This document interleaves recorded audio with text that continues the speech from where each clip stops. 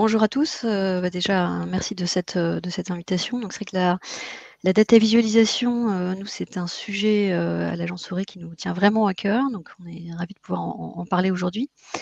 Heu, donc ce qui a été présenté, jusqu'à présent était, très intéressant, hein. Ça plante vraiment les enjeux, sur la data visualisation avec en plus heu, l'intérêt, croisé, on va dire, avec le journalisme.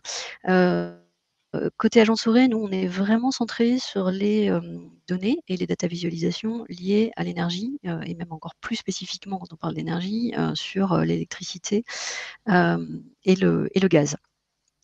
Donc agence Auray, je vais vous en parler un tout petit peu pour que vous voyez, qui nous sommes. On va aussi, je vais commencer aussi par vous rappeler, vous planter un petit peu le décor sur les données dans l'énergie et pourquoi les data visualisations nous semblent effectivement importantes, hein. L'idée, c'est bien de démocratiser, on va dire, les données, d'énergie qui existent et qui sont mises à disposition en open data pour que, le plus grand nombre puisse, s'emparer de ces enjeux, énergétiques qui sont évidemment, très importants dans une, optique de transition écologique et transition énergétique. Alors, les données d'énergie, alors il y en a de plus en plus, ça c'est le premier point. Il y a des objets connectés, il y a des compteurs communicants qui sont peu à peu, déployés en France. Il y a de plus en plus de données qui sont produites aussi, par exemple, parce qu'il y a des énergies renouvelables, parce qu'il y a des nouveaux usages comme la mobilité, propre, hein. Tout ça, c'est extrêmement créateur et consommateur de données énergétiques. Il y a également lié à ça, hein, des acteurs et des usages qui sont effectivement très utilisateurs, de ces données. Donc, mobilité, je le citais, c'est à la fois, hein, ça crée des données et il y a besoin de données pour, faciliter, la mobilité propre, les énergies renouvelables, l'innovation, tout ce qui est autoconsommation, hein, effectivement, produire sa propre énergie et la consommer, des flexibilités, beaucoup de choses qui ont évolué sur le marché, on va dire, de l'énergie et dans le monde de l'énergie et qui nécessitent des données pour pouvoir, être mises en œuvre. Il y a également des attentes accrues, à la fois, on va dire, d'un point de vue de la société et du coup, ça s'est traduit dans des réglementations, à la fois sur de l'ouverture de données dans ce secteur et sur la protection des données. Alors évidemment, le RGPD, on ne va pas en reparler, aujourd'hui, tout le monde, voilà, c'est bien présent, je pense, dans tous les esprits. Après, il y a aussi un certain nombre de lois, sectorielles, hein, loi transition énergétique, de 2015 pour ce qui est, effectivement de l'énergie, qui ont prévu des mises à disposition de données dans une optique de faciliter la transition énergétique dans les territoires. Il y a également, la loi, d'open data par défaut, hein, la loi Le Maire, qui est arrivée et qui a poussé à, ouvrir de plus en plus de données, notamment dans l'énergie, mais pas seulement, bien entendu, puisque c'est une démarche plus large. Alors, un petit zoom peut-être parce qu'on parle beaucoup, d'énergie, surtout en ce moment, dans un contexte, notamment à l'Est et en Ukraine, hein, qui fait, parler, on va dire, des marchés d'électricité et du gaz encore plus que d'habitude. Donc il y a en fait 4 grands métiers, on va dire, dans l'énergie, qui sont la production, hein, que ce soit effectivement du gaz, ou de l'électricité par exemple, du transport puis de la distribution. Donc en gros, c'est l'équivalent, on va dire, si je transpose ça dans le domaine routier, des autoroutes dans un cas et puis, des routes nationales ou départementales, on va dire dans d'autres cas, hein. Le transport, c'est vraiment les très hautes tensions, c'est vraiment les gros câbles, les grosses canalisations pour le gaz. La distribution, c'est ce qui va jusqu'à chez vous, jusqu'au client final. Et la fourniture, ce qui est la partie commercialisation. Donc, la personne auprès de qui vous avez souscrit un contrat, pour, vous alimenter en gaz ou en énergie. Donc moi aujourd'hui, je vais vous parler du volet distribution que vous voyez, donc entouré en bleu, hein. C'est, effectivement, ceux qui, acheminent, l'électricité ou le gaz jusqu'au client, et c'est, les acteurs que je représente aujourd'hui à travers, l'agence Auray. Alors l'agence Auray, c'est une association qui a été créée en 2017 et qui regroupe, aujourd'hui, 126 membres, c'est-à-dire les gestionnaires de réseaux de distribution, donc ces fameux distributeurs que j'indiquais, hein, qui acheminent l'électricité jusqu'à chez vous. Donc aujourd'hui, il y a effectivement un certain nombre de GRD, ce qu'on appelle dans notre jargon, hein, les gestionnaires de réseaux de distribution, électricité, gaz, donc les plus, connus au niveau national sont Enedis et GRDF.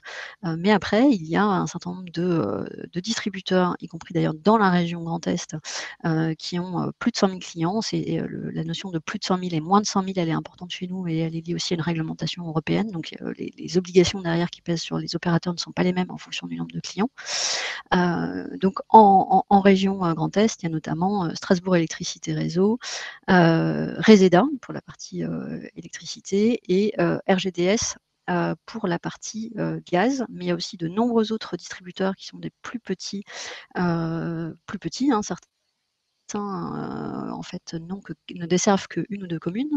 Il y en a quand même une trentaine de distributeurs électricité en région Grand Est, en électricité, et 9 en gaz. Voilà pour le panorama sur votre région.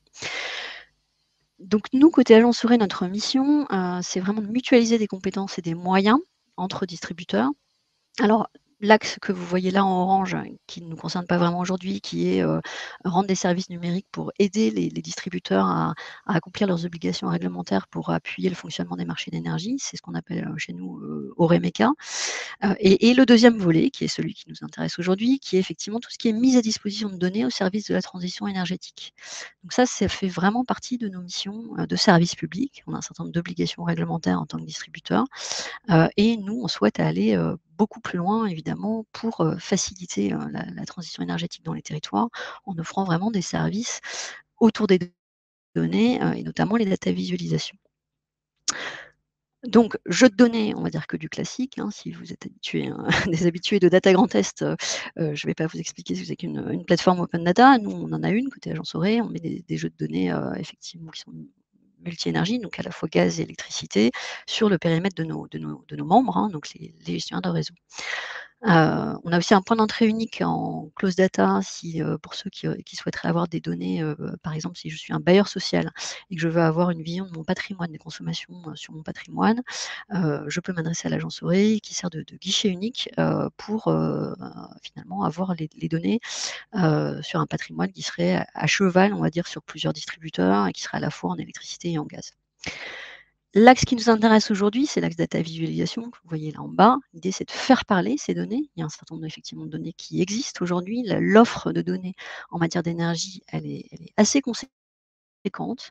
À chaque fois qu'on la présente, un certain nombre d'acteurs, et notamment les collectivités locales, sont toujours, on va dire, impressionnés par, on va dire, la quantité de données qui sont mises à disposition.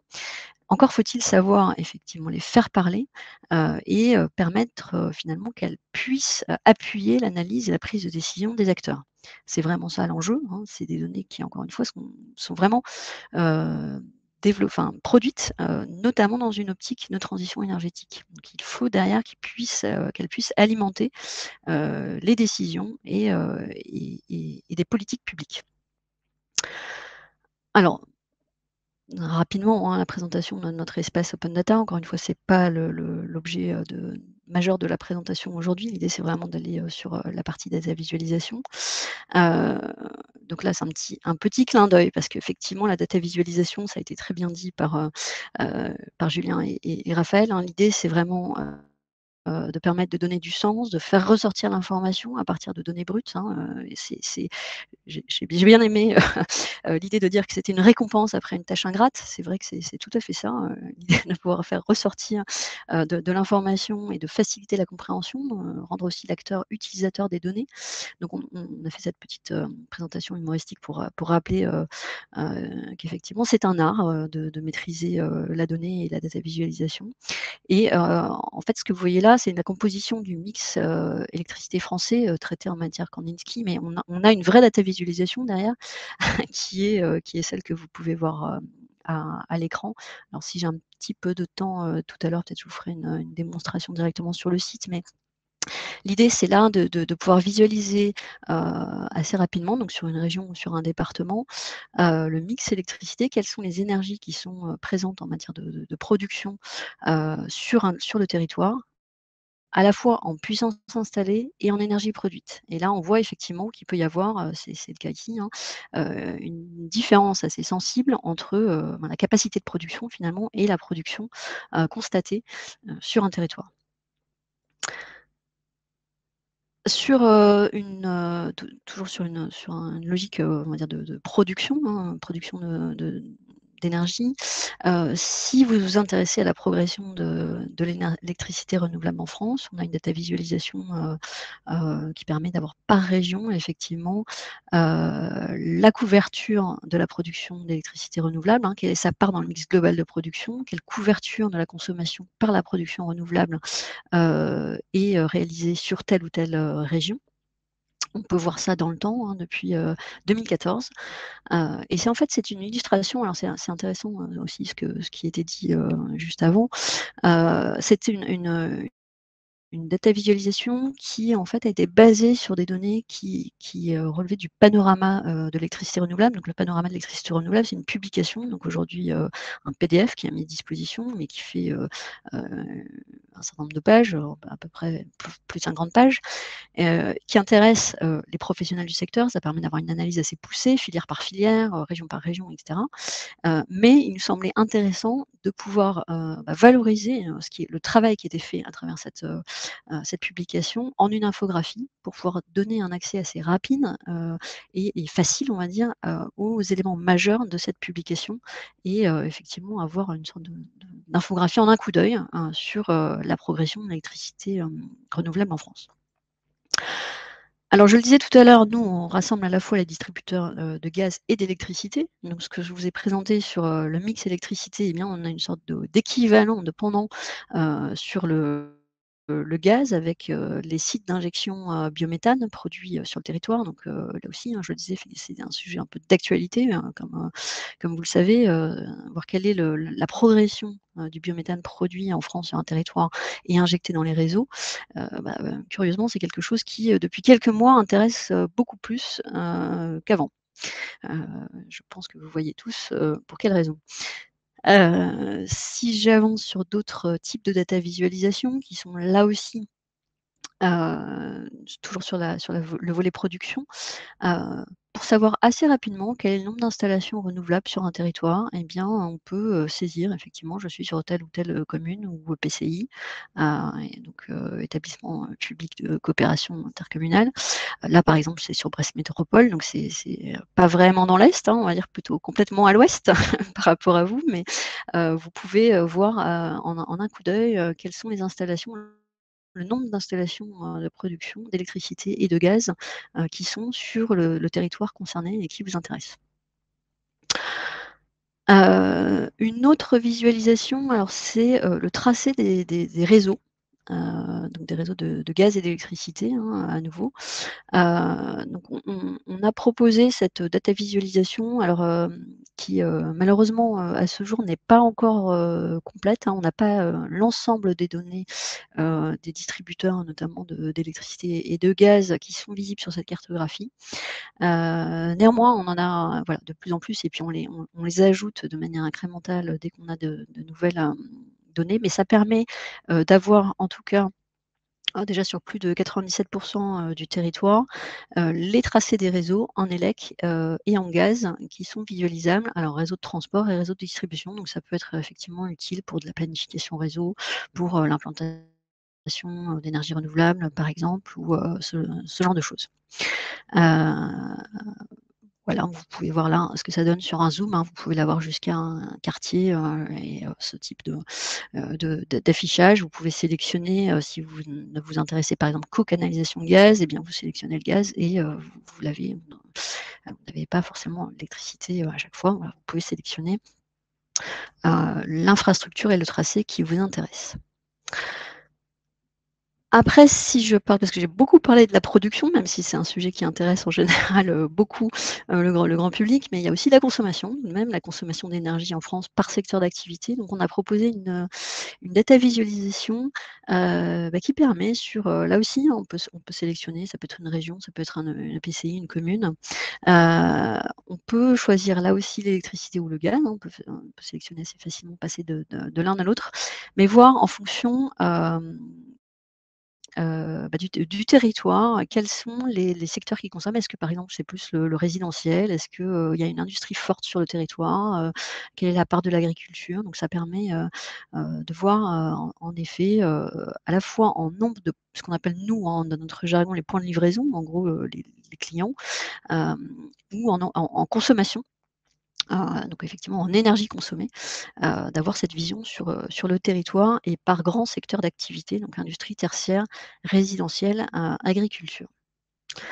Heu, voilà, ça c'était, une autre, data visualisation mais enfin c'était l'introduction que je faisais tout à l'heure sur la richesse, de la région Grand Est en matière de nombre de distributeurs, hein. Là, c'est on a aussi développé une cartographie spécifique qui permet de voir, sur une région ou sur, une commune, une EPCI, là encore, hein, on a toujours ces différents périmètres géographiques, quels sont, les, distributeurs présents sur le territoire. Donc tout ça, ce sont des data visualisations que nous, agences Oré, avons développées et que nous mettons en ligne.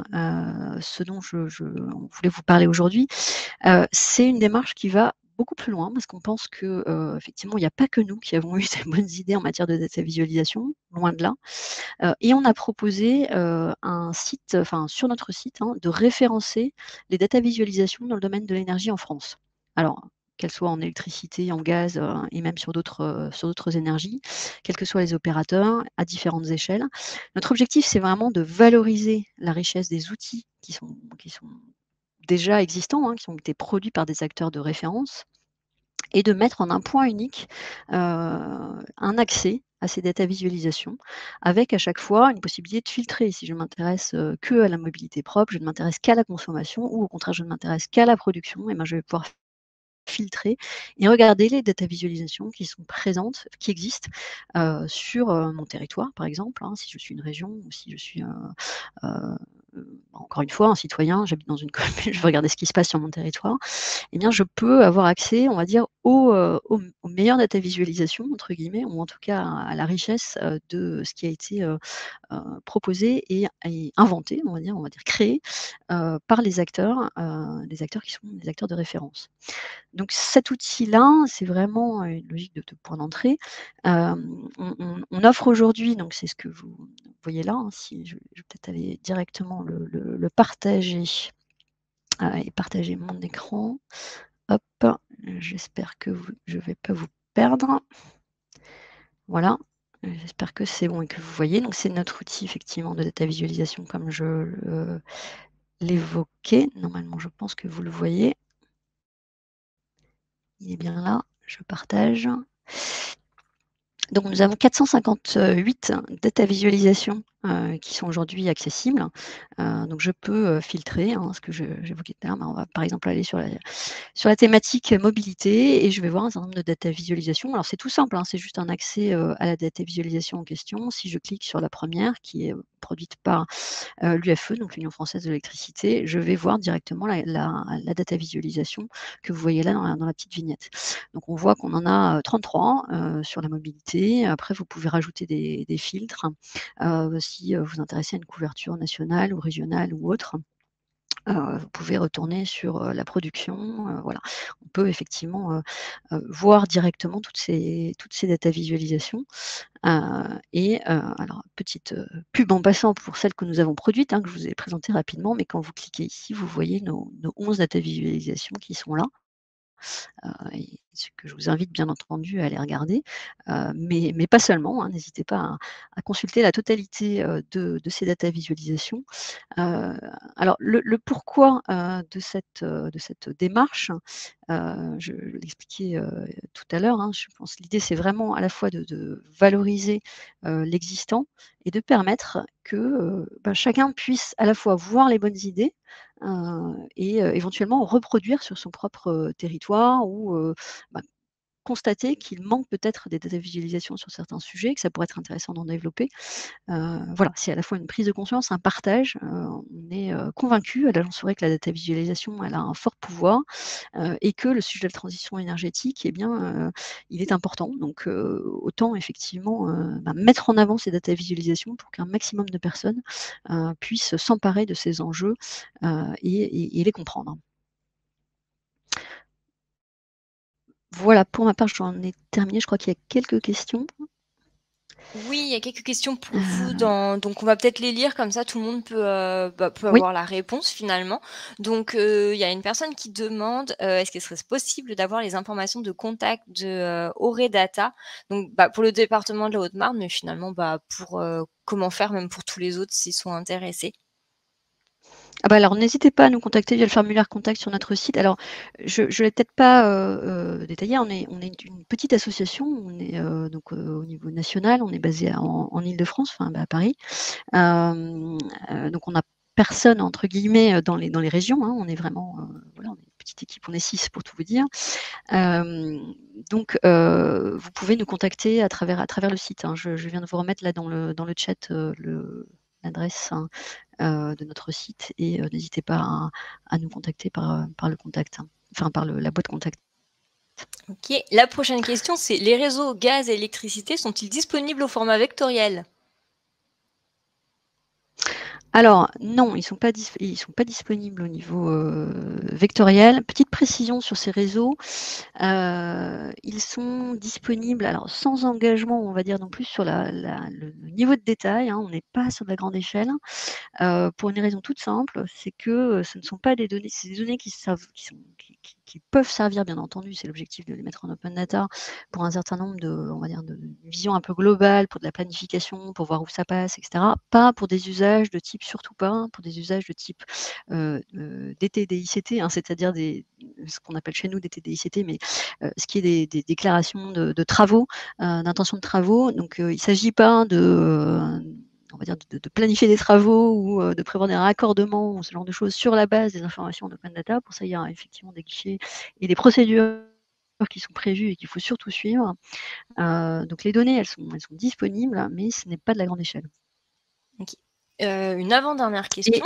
les données gaz, pour l'instant, ne sont pas, fournies. C'est la visualisation, mais ça pourrait évoluer dans les prochains mois. Voilà, sans dévoiler de grands de grands changements. Hem, nos amis, gaziers, les membres gaziers sont en train de sans doute d'évoluer. GRDF notamment a publié assez récemment ces données, les données tracées, gaz. Et donc c'est un sujet voilà, sur lequel il y a une actualité, récente. Prochaine question. Les ENR, donc les énergies, renouvelables, sont visualisables par région. Peut-on visualiser plus précisément par département, EPCI, commune? Et est-ce que vous permettez toujours la data visualisation au niveau le plus précis des données dont vous disposez?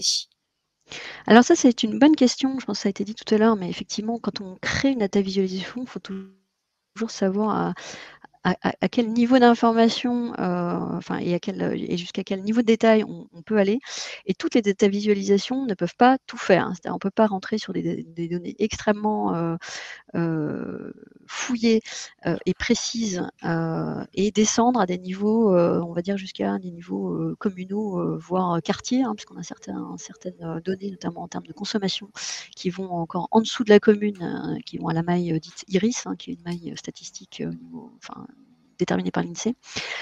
Donc on a certaines data visualisations donc que je présentais, tout à l'heure, si je reviens notamment, hop, un peu en arrière, sur le mix électricité. Donc on a fait le choix pour la rendre visuelle, facile à comprendre, on va dire rapidement. Là encore vraiment dans une logique de permettre de comprendre à tout à chacun de voir le mix électricité entre, la puissance installée et l'énergie produite.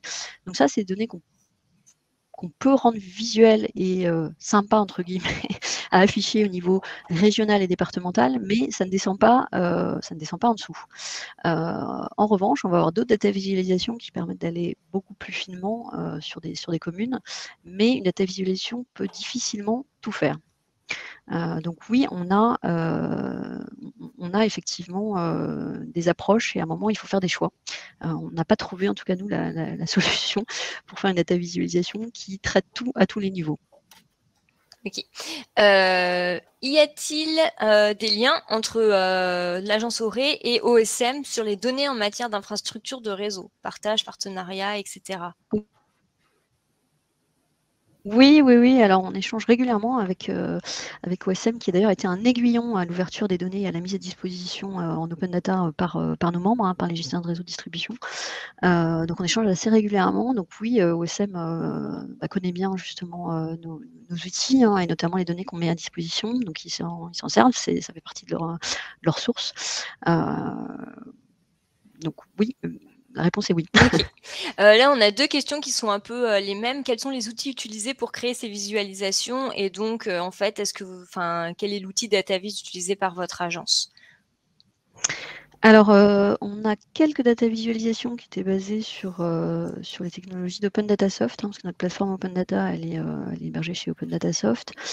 Donc on en a quelques-unes, et la plupart sont en JavaScript. Alors après, c'est vrai que les data visualisations, par nature, ça évolue assez vite, ça peut aussi, les technologies, comme les data visualisations évoluent assez vite. Celles qu'on a pu mettre en ligne il y a quelques années nous semblent parfois déjà un peu dépassées, donc on essaie de les renouveler, etc. Donc je ne sais pas si demain on sera toujours majoritairement en JavaScript, mais aujourd'hui c'est le cas, et puis on essaye de se tenir, on va dire, au courant de l'état de l'art.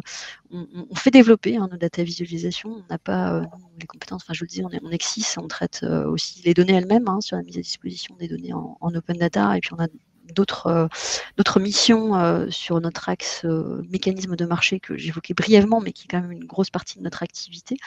Donc les data visualisations, on les fait développer.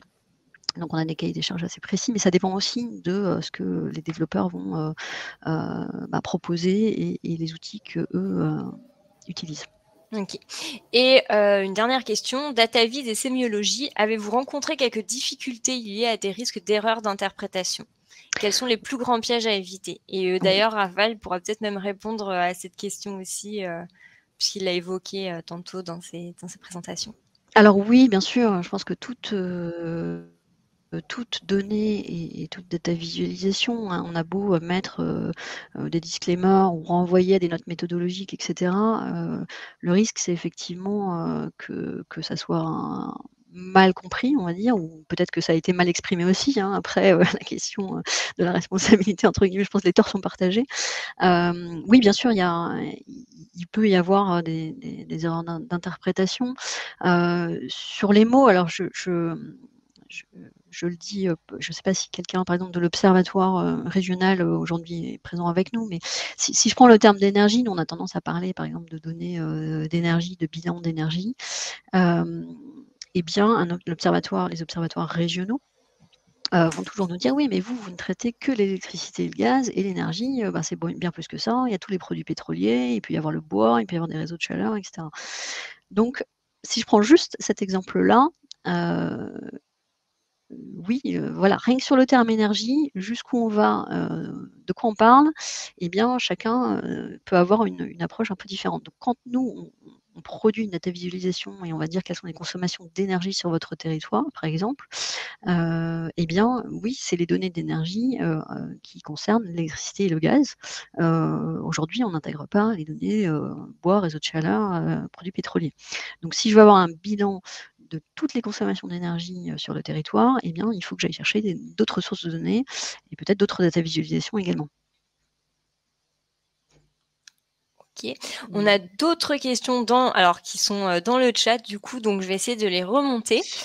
J'ai Heu, peut-être quelque chose mais sur, oui, le vas-y DataVis Raphaël. et sémiologie du coup. Oui. Effectivement, alors une habitude professionnelle à pas perdre de vue, c'est que même si on exploite des données, on n'est pas tout seul, donc on essaye de recouper ou du moins, de prendre l'habitude de faire réagir une source experte et en plus la DataVis peut avoir ça de bien que c'est une preuve de travail. Donc si, vous allez voir, enfin si je vais voir un chercheur ou quelqu'un de spécialisé vraiment sur les données que je suis en train d'étudier et que je lui transmets, ma data vise, lui va pouvoir se dire: «Ah, il a bossé sur le sujet, il a déjà bien défriché, donc on va pouvoir, rentrer au cœur des choses». Donc c'est ça la principale, sécurité, je pense, c'est d'avoir, toujours une source complémentaire et un peu experte parce qu'elle peut aussi bien vous alerter si vous faites fausse route en disant: «Ben non, ce que vous visualisez,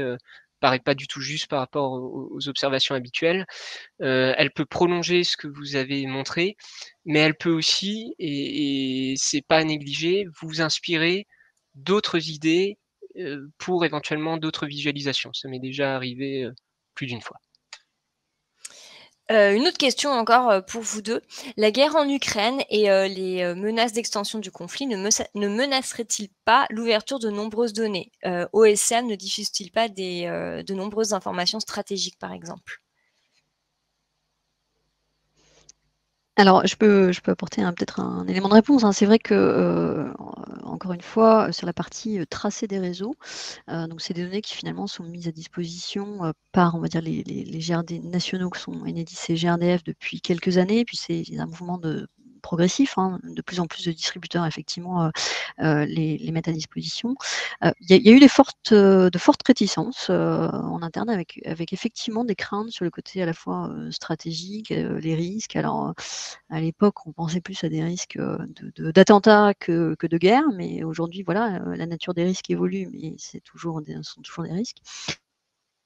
Donc, la question a été, largement instruite, débattue en interne et puis finalement, voilà, il y a eu une décision qui a été prise, de les publier. Après tout, les tracés des réseaux, pour la plupart, on a commencé par publier d'ailleurs les réseaux aériens, ceux qui étaient visibles, en disant: «Bah, à partir du moment où ils sont visibles à l'œil nu, on ne dévoile rien de stratégique».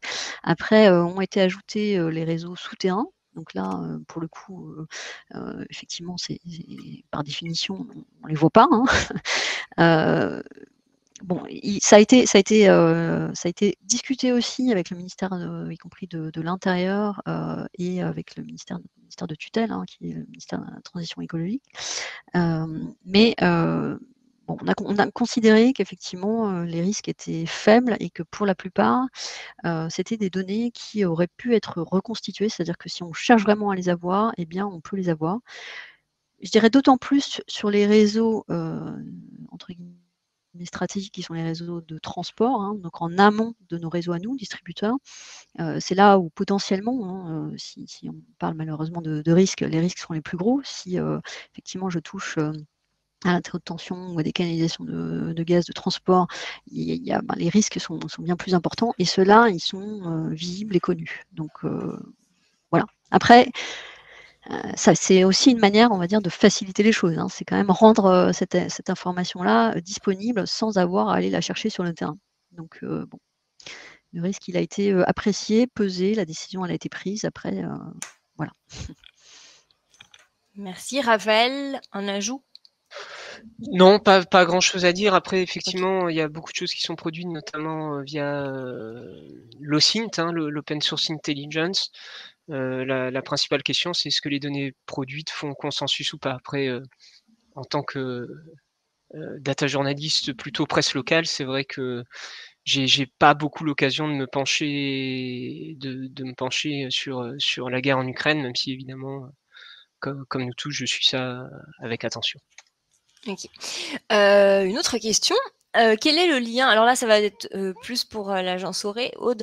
Quel est le lien entre vos données pour la visualisation des ouvrages de distribution d'énergie et le guichet unique dict.fr qui regroupe Oui, alors des je l'évoquais experts tout des à l'heure, réseaux? effectivement, donc DICT, c'est pour les déclarations, d'intention de commencement de travaux. Donc c'est vraiment, des données là qui sont beaucoup plus précises et engageantes, hein. Donc avant de faire des travaux, il faut surtout pas passer par l'open data, il faut bien, passer par des DICT, enfin par le guichet qui est prévu, à cette fin. Donc là, encore une fois, les données qui sont publiées en open data, c'est, pour avoir une première approche, c'est par exemple je sais par exemple ça sert pour des publics qui ne sont pas du tout nos publics, nous, habituels, justement pour tout ce qui est, travaux et gestion de réseau. Mais par exemple, les fédérations de sport aérien, qui, pour faire du parapente, pour faire du deltaplane, des associations de pêche, voilà, pour voir où sont les réseaux, et éviter effectivement, les risques, afférents à ces différents loisirs. Ça peut être pour, planifier, je suis effectivement un producteur, d'énergie renouvelable. Je veux regarder, où sont les réseaux, comment je pourrais optimiser, on va dire, mon implantation. Eh bien, j'ai un accès au réseau. Par contre, ça ne remplace pas du tout, tout ce qui est, cartographie, grande échelle pour des travaux. Et je voyais une autre question également, du coup, je me permets de répondre aussi. Allez-y. Existe-t-il un site qui référence l'ensemble des data visualisations existantes, hein, tout secteur, tout domaine? Alors, nous, en tout cas, on l'a pas trouvé. C'est pour ça que notre initiative, enfin voilà, on l'a menée à notre périmètre, hein, sur l'énergie. Ça nous semblait être utile, hein, et j'espère que j'ai pu vous convaincre que ça l'était, mais de donner accès effectivement à un point d'accès unique à la richesse des outils existants et effectivement à permettre d'avoir un accès en un coup d'œil à plein de data visualisation et à plein de données. En effet, ça semble pas simple à trouver sur data.gouv. Alors oui, il y a des réutilisations, mais elles sont pas systématiquement déclarées. Il y a beaucoup de, on va dire de créativité en matière de data visualisation, mais c'est pas toujours enseigné sur data.gouv. Donc je pense que la réponse est non, il n'y a pas de site, de référence, multithématique, hein. Mais peut-être que ça viendra effectivement, peut-être que c'est, quelque chose qui, demain intéressera, de plus en plus et après cette phase, enfin moi c'est un peu le sentiment que j'ai, hein, il y a eu une phase effectivement d'open data, très forte, hein, beaucoup de données qui ont été, mises à disposition. C'était aussi la logique de la loi pour une république numérique et après cette phase de mise à disposition de données, il faut, pouvoir faciliter, un accès simplifié à ces données et la data visualisation, c'est un bon outil. Donc, après la mise à disposition de données, il y a vraiment comment ces données vont être, utiles, utilisables, et du coup la data visualisation, elle permet quand même l'appropriation de ces données et de se repérer un peu dans la richesse et le foisonnement des données qui ont été, mises à disposition. Et une dernière question, je pense, ça va être pour Raphaël. Y a-t-il des formations universitaires dédiées à la data vis dans le Grand Est? Pas que je sache. Après, selon les domaines et notamment dans les sciences humaines, vous avez, des cours de statistiques dédiés, donc très certainement, des modules de visualisation. Maintenant, une formation dans le sens un métier, de visualiseur de données, en tout cas à ma connaissance, ça n'existe pas, d'ailleurs peut-être même pas que dans le Grand Est, mais dans le reste du pays.